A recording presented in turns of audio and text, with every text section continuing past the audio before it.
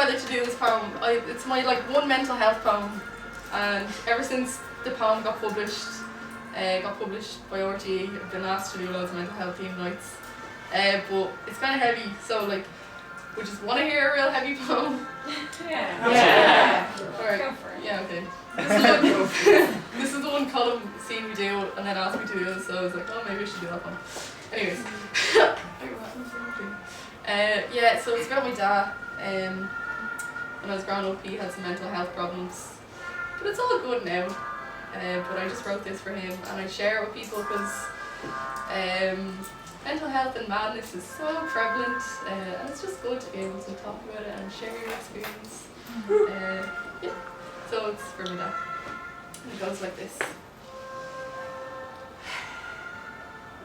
Real life doesn't care for poetry. Sometimes it's ugly. I'm just trying to make beautiful words out of the ones you never gave me. But I cannot make metaphors with the goodbye you said to me. This was the second time in my life you called, but I couldn't answer. Sitting in English class age 12, I was not allowed a phone. Why were you allowed to say goodbye? You had barely said hello. A deadbeat dad was all you'd ever been and all you'll ever be. Dead. Be. Dead. Be.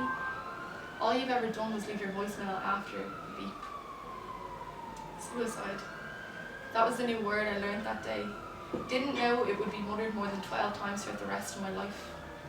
In life you have few choices, but the choice to end it all lingers.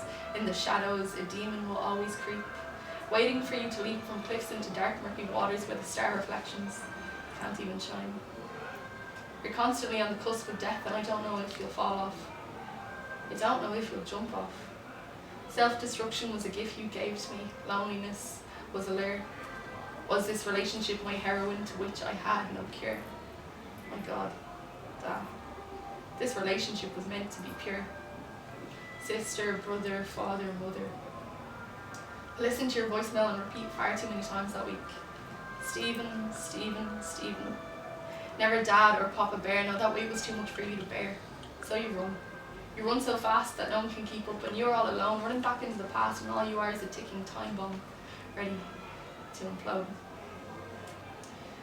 Weeks before the leaving cert, you text me out words of hopeful encouragement. Sitting in maths class, age 17, all I learned that day was to count the cuts of abuse and all I could take. The hurt bottled up inside me equated to your absentee rate.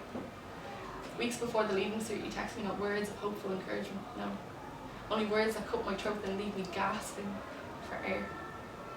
Your mother never wanted you anyway. Sick, twisted knife of a lie hole steady in my skin, bleeding red roses that smell of denial, heartbreak and betrayal. But I rip the knife out and say, what if I never needed you anyway? If to love someone means embracing their brokenness, then that means I love you. But love is not the same as liking. I love you, but I do not like you. You are a person I'm afraid of becoming because you brought me to my worst and showed me who I no longer want to be. You sat with demons night after night, soothed them and cooed them with ecstasy and pills. My sensory overload leading me into a deprivation of knowing what was right. I don't know when you'll call again. Maybe it will be Focus Ireland telling me you lost your home again. Maybe it will be the mental institution telling me that you're there again. Maybe it's going to be Mount Joy telling me that you won't get out again. Or it might be your doctor telling me you swallowed 75 pills again. This time it worked. You lost everything, everyone, and the last to leave is your living will. No longer dad, just dead. No longer cousin, just corpse. No longer brother, just broken. No longer son. I'm sorry. I'm sorry the doctor will tell me, but all mother don't, because I'm just trying to deal with this bittersweet relief that forms itself inside my gut, travels up my throat to release its vomit all over the ground. The flavours of grief, release and despair are left tinged in my mouth. But that call hasn't come through yet. For now my stomach and shoulders hold a leaden sense of dread. Because one day soon, you may be dead. You're a survivor and I thank you for that. You survived the junk and missed your funeral. You were stronger than you'll ever know, but weaker than you've ever been. Keep going into the wind. I'll thank you for it every day, though I can no longer save you. You gave me my sister, my brother and my mother. but I don't know what else I can thank you for.